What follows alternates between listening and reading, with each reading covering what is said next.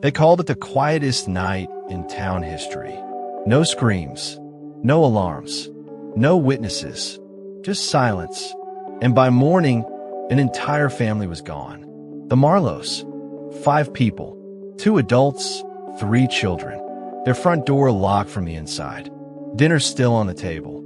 No signs of struggle, just a life paused mid-sentence. The police arrived before sunrise. Neighbors gathered on lawns. Reporters showed up by noon, but no one had answers. Not that day, not that week, not for 20 years. And then a letter appeared, addressed to no one, postmarked from nowhere. Just 5 words written across the envelope. Tell them we tried to. Maple Hollow, 2003. A small town that still left its keys in the ignition and its back doors unlocked. Everyone knew the Marlow family. John Marlow, 41, a high school science teacher. Evelyn, 39, a part-time nurse. 3 kids, Abby, 12, Connor, 9, and Lily, 6. They lived on Willow Creek Road, just beyond the old bridge where the streetlights stopped working years before. Every Friday night was family night, board games, popcorn, music from an old stereo. But that Friday, no one saw them again. Saturday morning, their neighbor, Marjorie Finch, noticed something strange. The Marlow's mail was still in the box. By evening, the porch light was still on. By Sunday, she called the police. Inside the house, everything looked frozen in time. Dinner half-eaten, television still on, dishes soaking in the sink. Evelyn's purse still hanging by the door. Car keys on the counter. The family van still parked outside. But no Marlow family. Police searched the woods, the lake, even the storm drains. Nothing. No footprints. No forced entry. No blood. Just absence. The town called it the Hollow Haunting. The press called it America's family that vanished. Detectives called it unsolved. Detective Ray Donnelly was 32 when he took the case. Sharp mind, no patience for ghost stories. He believed every disappearance left a trace if you looked in the right light. He spent weeks inside that house, photographing everything, reconstructing the last hours. Dinner, roast chicken, salad, bread rolls. All served, none finished, meaning they were interrupted. But by what? There were no signs of panic. No chairs overturned. No front door open. Even the dog, a golden retriever named Benny, was gone, leash still by the door. For months, Donnelly followed every lead. Family disputes? None. Debts? None. Enemies? None. Then came the one clue that didn't fit.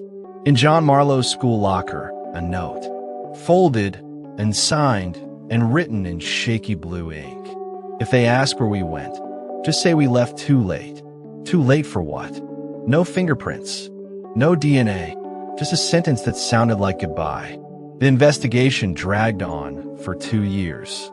Theories piled up. Abduction, witness protection, a family suicide pact, an affair gone wrong. Even alien abduction made the local paper once. But the truth? It stayed buried. By 2005, the Marlow case went cold. Detective Donnelly retired soon after.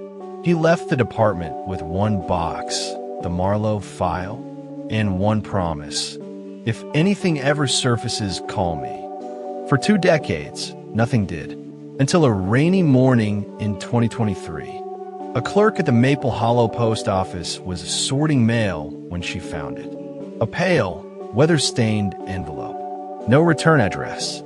No stamp. But somehow, it had been delivered. The handwriting was faded, but clear enough to read.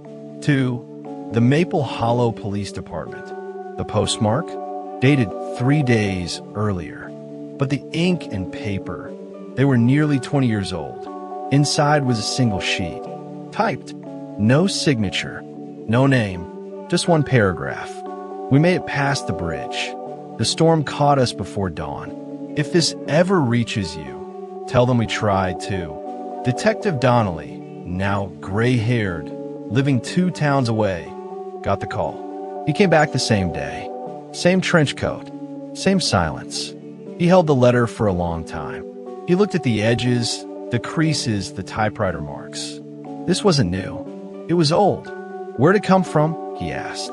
The clerk shrugged. Mailbox by the bridge. No one saw who dropped it in. The same bridge where the Marlow family was last seen. That night, Donnelly drove to Willow Creek Bridge. Rain hit the windshield in long, thin streaks. The road was cracked. Guardrails rusted. But the river below, it was loud. Too loud. He parked, stepped out, and walked to the edge. Lightning flashed. For a split second, he saw it. A dark outline of something beneath the surface. He called for a dive team the next morning. They found it within an hour. A van, buried under mud, branches, and decades of silence. License plate, Marlow 7. The same family van that was never reported stolen. Inside, they found bones, small ones, large ones. 5 sets in total. The coroner confirmed it. John, Evelyn, Abby, Connor, and Lily Marlow. All this time, they'd been right there, 10 feet below the bridge, hidden by years of floods and shifting riverbeds. But one question burned through the discovery. If they died that night, who sent the letter? When the van was lifted, the evidence team found something odd inside a sealed toolbox in the back seat. A typewriter. Old, heavy, rusted, but still intact. The same model used for the letter. Donnelly sat at his desk, staring at both the letter and the machine. The type spacing, the faint misalignment of certain letters. They matched perfectly, but that meant the letter had been typed before the van sank. So how did it get mailed 20 years later? He checked the new bridge's security camera. The mailbox near it hadn't recorded anything unusual. No car, no person, just rain. The next day, he visited the old Marlow property. The house was still empty, windows broken, walls covered in vines. But on the kitchen counter, a single fresh footprint in the dust. Bare, small, like a child's. No other prints, no signs of entry. Just that one. Donnelly took the letter home. He couldn't sleep. He poured a drink, turned on his desk lamp, and noticed something he'd missed before. Faint impressions on the back of the page, like someone had written on top of it once, and left a trace behind. He shaded over the paper with pencil. Slowly, words began to appear. If you find this, follow the light near the water. The next morning, Donnelly drove back to the bridge. It was dawn. Fog hung over the water like smoke. He walked the length of it, counting steps, listening. Then he saw it. A bent reflector post at the far end, its glass cracked but still shining faintly. Behind it, a narrow path led down under the bridge. He followed it. Halfway down, his flashlight caught a small metal tin wedged into the dirt. Inside, a roll of undeveloped film, wrapped in plastic, and a faded tag, July 18th, 2003, our last night. He rushed it to the lab. The photos, once developed, told the story the letter couldn't. The Marlow family wasn't running away. They were leaving town, yes, but not out of fear. They were trying to escape something else. John had uncovered illegal dumping near his school. Toxic waste buried by a local construction firm. He'd collected proof. Photos, names, dates. That night, they planned to drive it to the state authorities. They loaded the van, packed a few bags, and left quietly, hoping not to be followed. But the storm came early. The bridge, already weakened by erosion, gave way. The van plunged straight into the river. They never stood a chance. But before leaving home, John had typed that final message on the typewriter. He sealed it in the toolbox, believing someone would find them soon. Someone never did, until the flood last spring, the one that exposed the back of the bridge and loosened the old riverbed. That's when the toolbox finally broke open. The letter floated free, carried by the current, into the mailbox by the new bridge. 20 years later, delivered by chance. Detective Donnelly sat in his car, watching the sunrise break over Willow Creek. He held the letter again. Read it one more time. Tell them we tried, too. It wasn't a plea for help. It was a message of effort, of resistance, of a family that fought to do the right thing and paid the price for it. He reopened the case officially, marking it solved, accidental death, cause, bridge collapse. But for him, that wasn't the end. He made a second report, unofficial. On the cover page, he wrote one line: "Sometimes, truth doesn't vanish. It waits for water to lower." The town held a memorial that summer. The Marlow home was restored as a local museum. Visitors can still see that old typewriter on display. Beside it, a small plaque that reads, "In memory of the family who tried," and a letter that finally reached home. A month later, Donnelly stood by the bridge one last time. The river was calm again. He dropped a small flower into the current. It drifted, spun, then vanished beneath the surface. He whispered, "You were right, John. You tried." As he turned to leave, his phone buzzed. A new email from the evidence archive.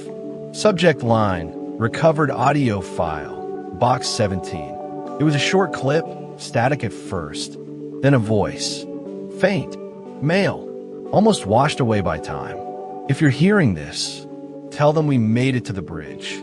He played it twice, then again, and again, each time softer, each time shorter, until the words finally blurred into the sound of rushing water.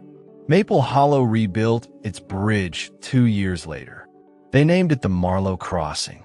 Every July, the town gathers there at dusk. No speeches, no cameras, just lanterns on the river, one for each member of the Marlow family. And every now and then, someone swears they see an extra lantern, floating ahead of the rest, too steady to be the wind, too far to reach. They say it's the letter's reply, drifting home at last. He laughs softly to himself now, not in mockery, but in understanding. Detective Donnelly closes the case file, slides the letter back into its plastic cover, and whispers, "Some mysteries don't want to be solved. They just want to be heard." This is Hidden Case Files, True Crime, where minutes matter, where silence speaks, and where truth always finds its way home. Subscribe, because stories like this, they don't fade. They wait for the right person and the right time to listen.